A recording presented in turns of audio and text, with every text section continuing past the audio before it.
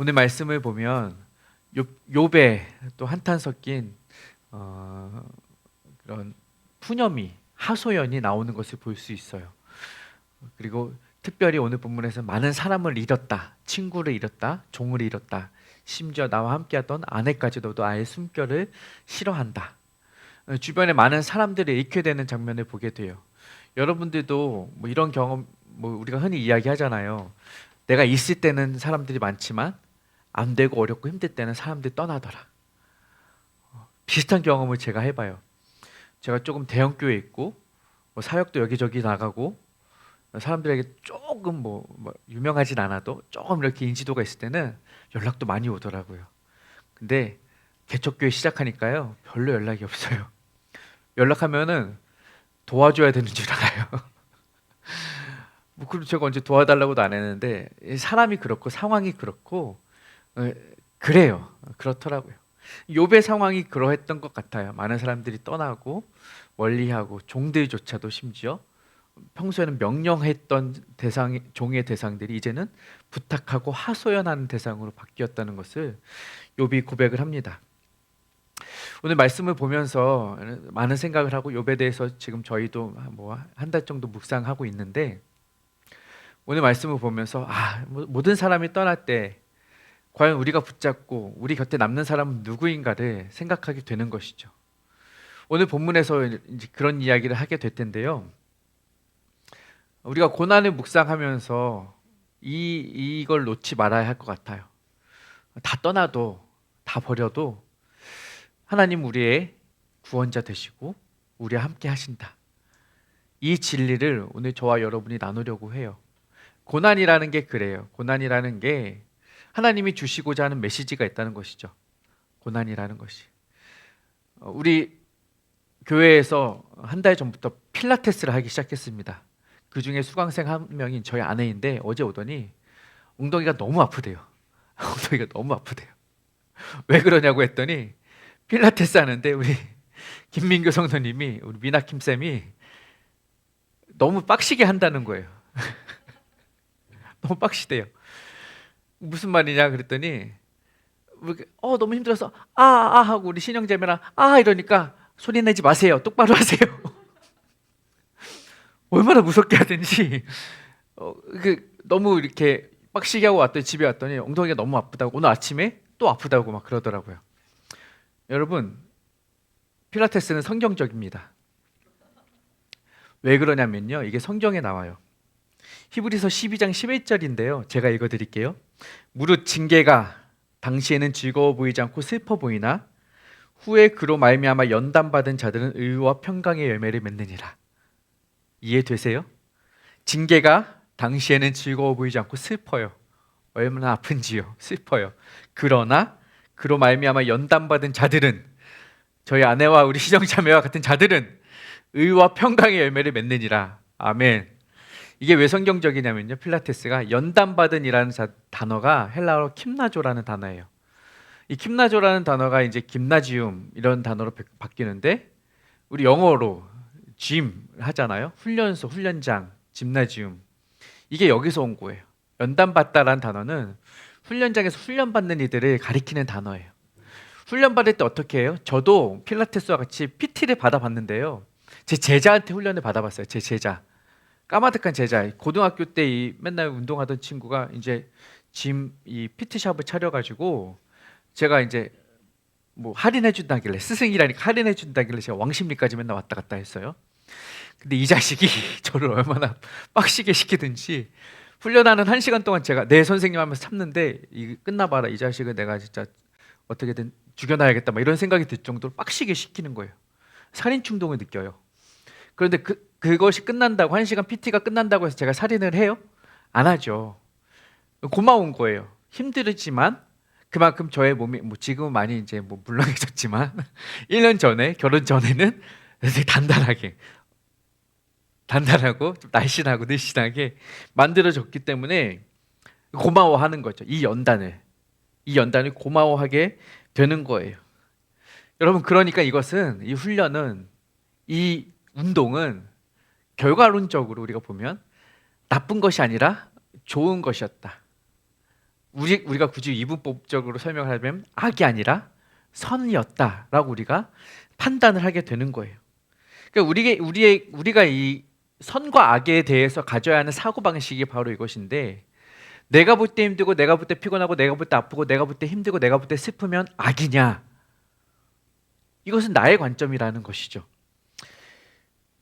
그게 아니라면 그게 과연 선일 수 있다면, 그것이 결과적으로 나에게 득이 될 수 있다면, 그렇다면 과연 어떤 의미가 있길래 이것이 나에게 선으로 다가올 수 있느냐 이거죠.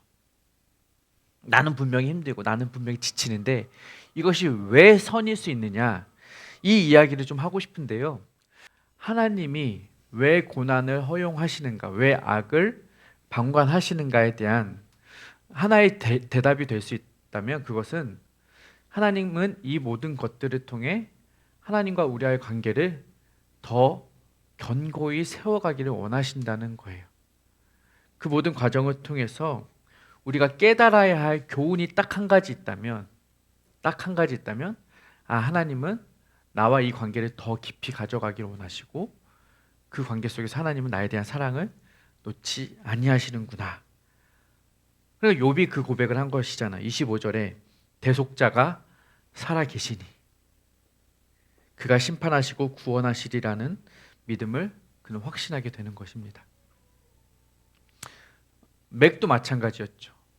과연 하나님에 대한 의심, 하나님이 계시다면 왜 막내딸 예쁜 천진난만한 미실이 데려가셨는가에 대한 그 의문을 풀지를 못해요. 그러나 그 마지막 자신이 심판자의 자리에 서게 되었을 때, 그 자리는 자기의 자리가 아니라는 걸 깨닫게 돼요.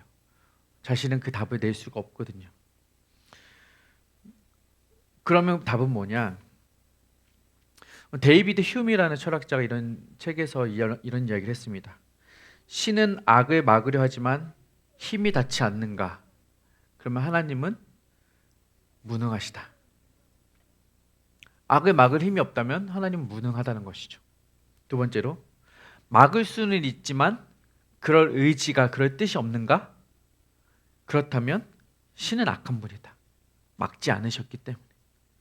세 번째로, 막을 능력도 있고 막을 의지도 있는데 그러면 악은 어디서 왔느냐? 이런 세 가지 질문을 던져요.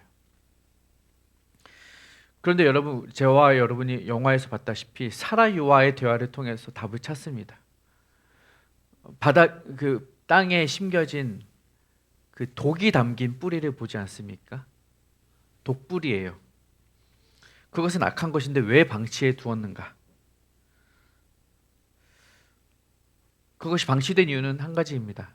그것이 지금 당장 그것만으로는 독처럼 보이지만 꽃의 꿀과 함께 섞였을 때는 치료제로 사용된다는 것이죠. 그러니까 그것은 그냥 우리가 단편적으로 볼 때는 악이지만 그것은 곧 선한 치료제로 다시금 선하게 사용될 수 있다라는 것이에요. 고난도 우리에게 마찬가지죠. 우리에겐 악일 수도 있지만 그것이 우리의 삶의 치료제로 바뀌어 사용될 수 있다라는 것을 사라유, 성령님과 동행한다면, 성령님과 함께하는 삶을 산다면 그것은 그러한 역할을 할 수 있다는 거예요. 그러니 동굴 속에서 지혜자가 했던 말이 우리는 더욱 공감할 수 있게 되는 것입니다. 아버지로서 맥이 어느 둘 중에 하나도 선택할 수 없는 그 상황을 보면서 우리는 온 인류를 구원하시려는 하나님 아버지의 마음을 깨달아 알게 됩니다. 하나님은 미시라는 아이도 사랑하시지만 여전히 악을 행하는 이들도 구원의 대상이고 그들도 사랑하기를 원하시는 분이 하나님이시기 때문에 그래요. 그렇기 때문에 온 인류 구원이라는 하나님의 크신 계획, 그 원대하신 선한 계획 안에서 하나님 그 선을 이루어 가시는 과정 속에 있다는 것이죠. 그러니 그 메게이라는 사람이 자신의 그 고통이라는 그 옹이구멍 하나로만 볼 때는 이것이 악으로만 보이지만 하나님의 넓은 시야로 볼 때는 그것은 선이라는 것입니다. 여러분, 전지전능하신 하나님이 과연 막을 능력이 없어서 막지 않으셨겠습니까? 우리는 이런 생각을 해볼 수 있을 것 같아요. 그분이 전능하시고 우리가 전지하시다고 하잖아요. 모든 것을 하실 능력이 있으시고 모든 것을 아시는 분이라면, 여러분 전지하시다면, 그분이 모든 것을 알고 계시다면 우리의 부족한 지혜로는 그분의 모든 지혜를 따라가 알 수가 없다라는 것이에요. 즉, 이 상황을 이끌어 가시는 하나님의 계획과 경영하심을 우리의 작은 지혜로는 다 이해할 수가 없어요. 그래서 맥과 같이 질문을 던지고 저와 여러분처럼 계속해서 질문을 던지는 거예요. 왜 이런 상황이, 왜 이런 세상이 펼쳐지는가? 그걸 다 알 수 없다는 것이죠. 우리의 부족한 지혜로. 그래서 우리는 계속해서 하나님을 찾고 하나님과의 그 관계, 그 구원자를 의지하면서 하나님이 세상 속에 심어 놓으신 그 계획을 알아가기 위해서 노력하는 거예요. 말씀을 통해서, 기도를 통해서. 단지 우리가 이 단편적인 상황과 어떤 우리에게 주어진 닥쳐오는 현실, 그것만 우리가 비관하면서 지내는 것이 아니라 그 너머에서 모든 것을 총체적으로 다스리고 주관하고 계시는 하나님의 그 뜻과 계획과 섭리, 경륜을 우리가 이해할 필요가 있다는 것입니다. 그것을 알기 위해서 우리가 노력하는 것이죠. C.S. 루이스가 이런 말을 했답니다. 모든 일이 형통할 때 하나님은 속삭이지만, 우리가 고난 속에 있을 때는 하나님은 크게 말하신다.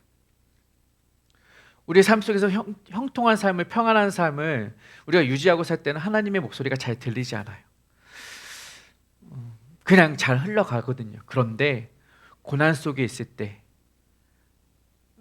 정말 암흑 속에서 나 혼자 고통하고 있는 것 같을 때 하나님의 목소리는 더욱 크게 들리는 것이죠. 우리에게 고함치듯 하나님은 말씀하시는 거예요. 그 하나님의 크신 음성을 들으면서 나의 온몸을 전율케 하신 하나님의 음성을 느끼면서 우리는 그 하나님과의 관계를 더욱 단단히 가져가게 되는 것입니다. 그것이 하나님이 우리에게 주시고자 하는 고난의 의미예요. 너 나와 함께 가자. 너 나와 더 깊은 관계를 가져가자. 그러한 하나님에 대한 알매 단계를 한 단계 한 단계 성숙하게 더욱 찾아가면서, 알아가면서 우리는 그분을 더욱 신뢰하게 되는 거예요. 신뢰. 그분을 향한 신뢰. 하나님을 믿게 되는 것이죠. 다른 어떤 것을 믿을 것이 아니라, 다른 어떤 것을 신뢰할 것이 아니라, 여러분. 그러므로 지금 우리가 흘리는 고난의 눈물은 결코 무익하지 않다. 무익하지 않다. 영상의 마지막 장면을 제가 꼭 넣고 싶었는데, 마지막 장면, 미시의 관 위에 뿌려진 그 한 방울의 눈물에서 꽃이 피고 열매가 맺어지는 장면을 보셨습니까? 평생의 그 눈물을 모아서 그것이 결국 마지막에는 꽃으로, 열매로 맺어지는 것을 보게 되는 거예요. 앞서 말씀드렸던 히브리서 12장 11절의 이야기죠. 지금은 고난이고 슬픔이지만 의와 평강의 열매를 맺느니라. 여러분이 지금 흘리시는 그 눈물, 그 고난의 눈물, 그것이 모아져서 마지막 때 주님 배울 날에 의와 평강의 열매로 아름답게 맺어질 줄로 믿습니다. 그렇게 저와 여러분과의, 하나님과의 관계가 더욱 단단하고 아름답게 회복되고, 어떠한 고난의 상황에서도 그 하나님에 대한 신뢰를 놓지 않으므로 우리의 구원자 되시는 그분만을 의지하며 나아가시는 저와 여러분 되시기를 소망합니다.